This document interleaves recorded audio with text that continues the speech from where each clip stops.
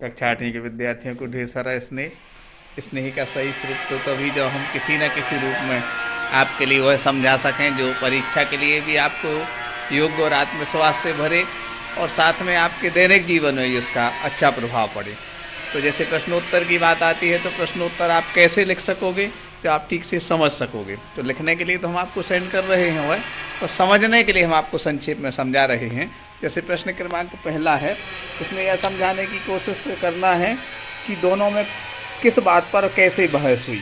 तो कहते हैं कि इसमें यह स्पष्ट करना हमें चाहिए कि गबरा और गबरैया दोनों आपस में मित्र हैं, जीवन साथी हैं, और दोनों के बीच में आदमी के कपड़ों को लेकर के यह बहस चली। गबरैया कहती है कि कपड़ा पहनना अच्छी बात है, उससे व्यक्ति सुंदर लगने लगता है, और ये सब चीज़ें स्पष्ट करती। लेकिन गबरा जो कहता है कि वास्तविक सुंदरता तो उसके मूल स्वरूप में होती, जरूरी नहीं है कपड़ों से वह सुंदर लगे, बल्कि वह उसकी सुंदरता कम हो जाती है। दूसरा ये कि इससे व्यक्ति जो है प्राकृतिक जो मौसम और बहुत सारी प्रतिकूलताएं होती है, जैसे अभी ठंड पड़ रही है, बहुत तेज गर्मी होती, तो इससे शक्ति क्षीण होती है, कमजोर पड़ता है कपड़े पहनने से आदमी। यदि कपड़े ना पहने तो वह अपने पावर में रहेगा, शक्ति उसकी बनी रहेगी। ये गबरा का तर्क है। गबरैया कहती है ऐसा नहीं है, और गबरैया को अपनी बात सिद्ध करने के लिए एक अच्छा अवसर मिल गया। वह दाना चुग रही थी एक घूरे पर, मतलब जहाँ कचड़ा आदि लगा रहता है, वहाँ रुई का एक फाहा मिला, और वह फाहा वह क्या करती है, उससे धुनिया के पास जाती है, और कोरी के पास जाती। धुनिया जो रुई के लिए धुनता है, साफ करता, मुलायम करता, कोरी के पास जाती है उसको आकार, और बुनकर के पास जाती जो काटता है उसके लिए, और बाद में क्या होता है, दर्जी के पास उसे टोपी बनवाती है। ये अवसर मिला उसके लिए, ठीक है ना। अब प्रश्न क्रमांक 2 है, गबरैया और गबरे की बहस के तर्कों को एकत्रित करें और उनके संवाद को लिखें। संवाद बेटा आपस में संवाद कहलाता है, जो एक शब्द एक वाक्य कोई बोल रहा है, दूसरा कोई जवाब दे रहा है, ये संवाद कहलाता है। जैसे इसमें ही ये संवाद दिया गया है कि गबरैया बोली, आदमी को देखते हो कैसे रंग बिरंगे कपड़े पहने हैं, कितना फबता है उन पर कपड़ा। ये गबरैया ने एक वाक्य कहा, ये संवाद हो गया। इसका जवाब कौन देता है, गबरा कहता है खाक फबता है। गबरा तपाक से बोला, कपड़ा पहन लेने के बाद तो आदमी और बदसूरत लगने लगता है। ये संवाद है बेटा, वो है क्या कह रहा है ये है, और फिर वो है क्या कह रहा है, आपस में संवाद। लगता है आज लट जीरा चुग गए हो, गबरैया बोली, मतलब एक व्यंग्यात्मक रूप में तो ऐसा कह रही है। और ये पूरा एक संवाद यहाँ पर हम आपको सेंड कर रहे हैं, वह आपको स्पष्ट करना है। प्रश्न क्रमांक 3 में यह पूछा जा रहा है कि आपस में जिस तरह से वह कार्य करता है, तो वह टोपी बनवाने के लिए गबरैया किस किस के पास गई, और टोपी बनने तक की पूरी एक क्या है कार्य प्रणाली बताना, कैसे कैसे उसके लिए रुई का फाहा मिला। फिर वह किसके पास गई, दुनिया के पास गई, आधी रुई उसको देने के लिए कहा, उसने अच्छे से धुन दिया। फिर कोरी के पास गई जो रुई को अच्छे से काटता है। उसके बाद बुनकर के पास गई जिसने उसके लिए बुना और कपड़ा बना। और उसके बाद फिर दर्जी के पास गई, और बहुत अच्छे से दर्जी ने उसमें 5 फूंदे लगा दी, ठीक है ना।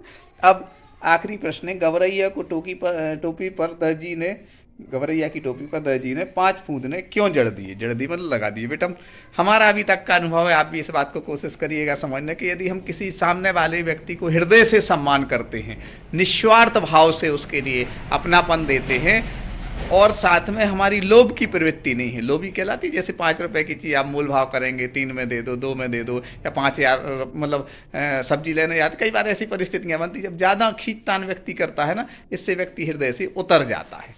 और यदि परमार्थ या उदार भाव रहता है कि नहीं आप 50 रुपये करें, ठीक हम 50 नहीं 55 रुपये देंगे, आप खुश रहना, अच्छे से करना, मतलब ऐसा नहीं कि अपन उसके लिए अपव्यय करें या किसी को ऐसे ही दें।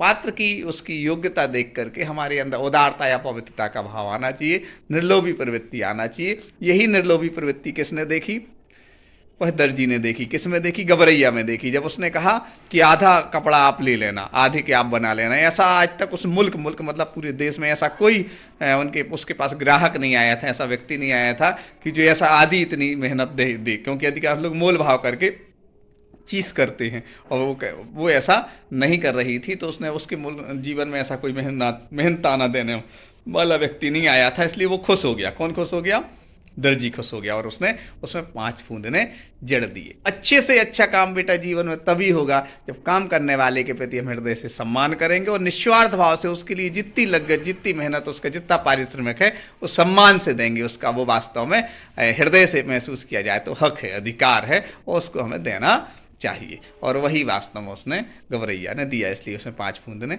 जड़ दिए। इस बात के लिए मोरल वैल्यू की बात ही बेटा, जितने संपन्न लोग रहते हैं, पैसे वाले रहते हैं, सुखी लोग रहते हैं, वो सबका आशीर्वाद लेते हैं, सबको खुश करने की कोशिश करते हैं। होता नहीं होता वो उसके योग्यता पर निर्भर है, लेकिन यह जरूर हमें समझना चाहिए कि जितना उदार हृदय होगा, जैसे कृष्ण जी का कितना उदार हृदय था, सुदामा के चरण अपने आंसुओं से प्रक्षालन किया, कितना हृदय से दिया। ऐसे सारे संसार में यदि हमारा उदार मन है, अपव्यय की बात नहीं कर रहे कि ऐसे ही आप फेंके, बल्कि अपने अंदर इतनी पवित्रता होना चाहिए, इतनी निर्मलता होना चाहिए जैसे कि गवरैया के पास थी उस दर्जी को देने के लिए उदार हृदय। जो लोभी नहीं होते वो खूब संपन्न होते हैं, जो लोभी होते वो जुआ खेलते, सट्टा खेलते, गलत कामों में जाते। क्यों? क्योंकि उन्हें कमा करना कुछ नहीं है, आलस में रहते हैं और ज़्यादा आ जाए। और जो अच्छे योग्य लोग रहते हैं, खूब मेहनत करते हैं, जो आता है वो अमृत बनता है और परमार्थ के काम भी करते, जैसे कि गवरैया ने किया। ठीक है ना, परमार्थ है कि उसको मेहनताना अच्छा दिया, तभी तो 5 फूंदने उसमें लगाई। आपके जीवन में भी सुख संपदा, मुस्कुराहट के फूंदने लगे, इसी भावना के साथ आपको यह सेंड कर रहे हैं। आप अच्छे से उसको लिखिएगा। परीक्षा की तैयारी भी करने के लिए आपको अभी अब समय आ गया है, बस व्याकरण शुरुआत करेंगे कल से। इसके लिए भी हम क्या रहेंगे, तैयार रहेंगे। व्याकरण मंजरी आगे जो शेष रहेगा उसको हम पढ़ेंगे। ढेर सारा स्नेह।